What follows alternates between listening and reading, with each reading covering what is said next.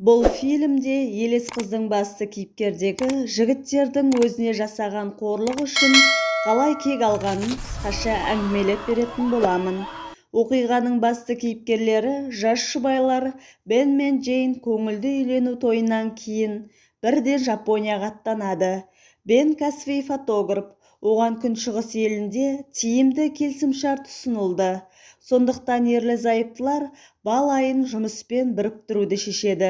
Түнде бейтаныс жолдармен келе жатып, Джейн түнгі көлік киген бейтаныс қызды қағып кетеді. Апаттан кейін оянған жас жұбайлар жолда да, маңайда да ешкімді таппайды. Джейн ол қызды анық көргенін айтады. Бен бұл жай ғана ұйқының болмауынан туындаған галлюцинация деп ойлайды. Бірақ Джейн орман жолындағы бұл жұмбақ бейтаныс адам туралы армандауды жалғастырады. Бен әйеліне ол адам емес жануар болуы мүмкін екенін айтып, қыздың көңілін аулауға тырысады.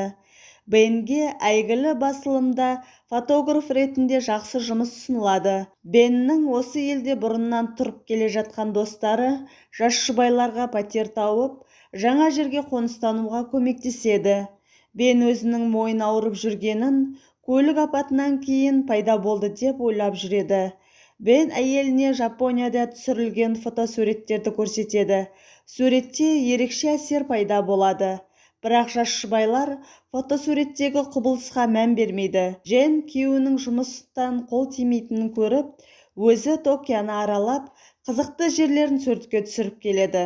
Беннің көмекшісі Джейннен қайда болғанын сұрап, фотоаппаратын сұрайды. Ол суреттен елестерді көреді. Өзінің бұрынғы жігіті елестер туралы мақала жазатынын айтады. Бен қыздарды суретке түсіріп жатқанда артық адам тұрғанын көреді. Бен өз көзіне сенбей қыздардың қасына барады. Бенге "мені неге тастап кеттің" деген дауыс естіледі. Бен бұл құбылысқа түсінбей жұмысын жалғастыра береді. Беннің көмекшісі бұрынғы жігітінің жұмыс орнына Джейнді алып келеді. Токиода елестердің журналдары сұраныста. Джейн компьютерде отқан жігіттің суретке фотошоп жасап жатқанын көріп, бұл көзбояушылық екенін көріп, жігіттен бұл құбылыс шын өмірде бар ма деп сұрайды. Жігіт өзінің кішкентай кезіндегі суретін көрсетеді, және ол өзінің анасы қайтыс болғанын кейін түсірген сурет екен. Джейнге суреттің нағыз түпнұсқаларын, өмірден алынған суреттерді көрсетеді. Бұл елестер көбіне сол суреттегі адамдарға бір нәрсе айтқысы келетінін немесе ескерткісі келетінін білдіреді. Джейнге шын елесті білгің келсе, суретке түсіруін айтады. Джейн метрода кіттай баланың артында біреуге қарап тұрғанын байқайды. Ол өзінің қағып кеткен әйелдің бейнесін көріп, шошып кетеді. Джейн үйіне келгенде күйеуінің ашуланып жатқанын көреді.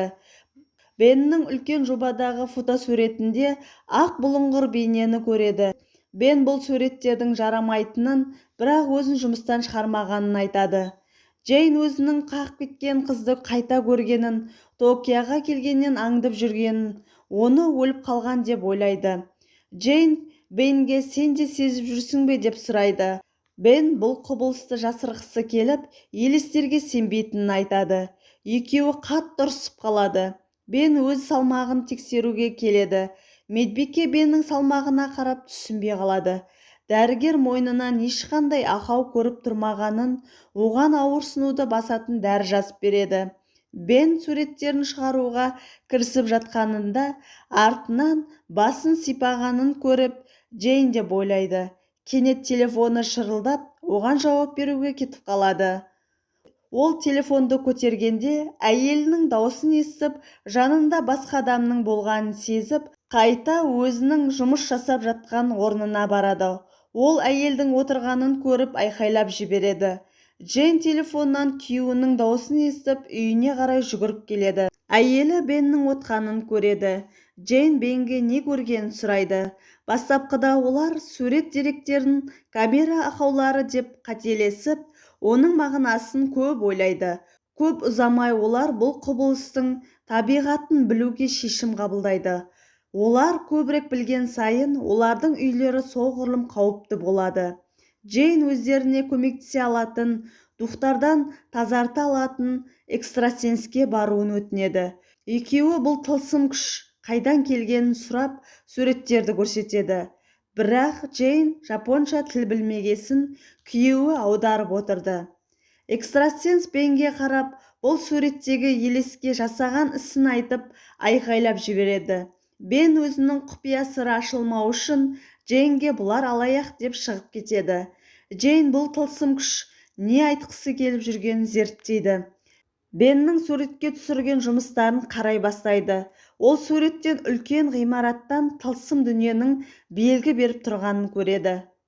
Джейн сол жерге келеді. Суретте 17-ші этажды бағыттайды. Тылсым күш жарық арқылы белгі беріп есікті көрсетеді. Джейн барлық жерді суретке түсіріп бастайды.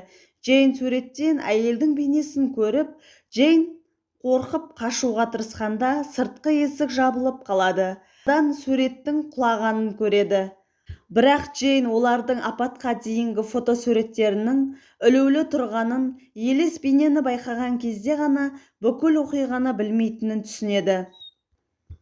Бен жұмысын бітіріп демалып жатқанда кенет жарық өшіп қалады. Бенді тылсым күш фотоаппарат жарығымен қорқытады. Джейн суреттегі қыз кім екенін сұрайды. Қарашашты қыздың есімі Мегуми. Ол сол жерде аудармашы болып жұмыс жасаған. Бен онымен бұрын кездескенін, әкесі екеуінің жүргеніне қарсы болғанын айтады. Мегуми Бенмен көп уақыт өткізеді. Бенге фотоаппарат сыйлайды. Әкесі ауырып өліп қалғаннан кейін қыздың өзгергенін, тым жабысқақ болып кеткенін, одан суып кеткенін айтады. Бен қанша ажырасайық десе де қыз ізінен қалмаған және өзіне қол жұмсауға дейін барған. Ол қызбен Бруно мен Адам достары сөйлескенін айтады. Солар сөйлескеннен кейін көрмегенін, Джейн не үшін өздерін аңдып жүргенін түсінбейді. Бұл жақтан Нью-Йоркқа кетуін айтады. Бен түнде Джейннің ұйықтап жатқанын пайдаланып, Бруно досына Мегумиді сұрайды. Оған не болғанын сұрап, досы күндіз көргені туралы айтып, Бенді сендіріп қояды. Адам модель қызды суретке түсіріп жатқанда, елес фигураны көріп, өзіне жақындап келіп, көзін ойып алады.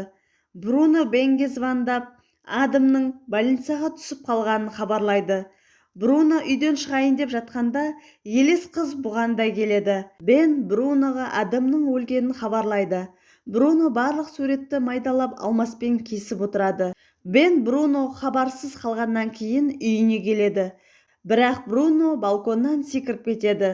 Бен достарының бәрін өлтіргенін көріп, үйіне келіп заттарын жинап жатқанда, оларға тойдағы суреттері келеді. Джейн ол өздерімен әрқашан бірге екенін айтады. Джейн қайтпай ол қызды іздеуін сұрайды. Екеуі қызды іздеуге шығады. Бен ол қыздың Токионың шетінде үйі болғанын айтып, сол үйден бастап іздей бастайды. Қыздың уышып өліп қалғанын көреді. Түнде Бен қыздың келгенін көріп, Джейнді оятып алады. Бен түсі екенін айтып, Джейн қайта ұйықтап қалады. Джейн ұйқысынан тұрғанда, Беннің қиналып жатқанын көріп, өздерін мазаламауын өтінеді. Қыздың денесін өртегеннен кейін бәрі басылып өздерін енді мазаламайды деп ойлайды. Нью-Йоркқа келгеннен кейін бәрі орнына келді деп жүреді. Джейн тойдағы қалған суреттерді шығарып алады.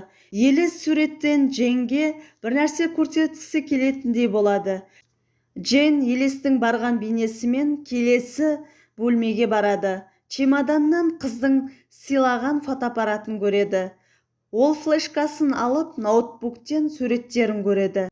Әйелі суреттен осыншама күйеуінің арсыз алаяқ екенін біледі. Джейн Беннен барлығын айтып беруін сұрайды. Бен өзіне қиын болғанын, жынды сияқты ізінен қалмағанын, Адам өздерінде гипноздық дәрі барын айтып, виносына қосып қояды. Бен қызды алдап шақырып алғаннан кейін, Бен өзінен бас тартпаса, суретпен қорқытатынын айтып, бірақ достарының ойы арамдыққа барып, қызды зорлайды. Қыз қорлықтарына төзбей өзіне қол жұмсайды. Джейн осының бәрі маған ескерту екен, ол қыз күйеуінен қорғану керегін түсіндіргісі келгенін көріп, Беннен бір жолға кетіп қалады. Бен онымен қалдырмауын өтінеді. Беннің әйелі өзінен кеткеннен кейін оған бәрібір болады. Үйінің бәрін суретке түсіріп, қызды іздейді. Бен фотоаппаратты лақтырып жібергенде, кенеттен фотоаппарат суретке түсіріп алады. Бен мойнының ауырғанын, кенеттен салмағының не үшін көбейгенін түсінеді. Ол қызды достарының қолына бергеннен бастап өзінің мойнында болған. Бен қыздан құтылу үшін мойнына электр тоқпен күйдіреді. Қыз Беннен ешқашан айырылған емес. Бен психбольницада басын көтере алмай қалады. Арнама тіркеліп, лайк баса кетейік.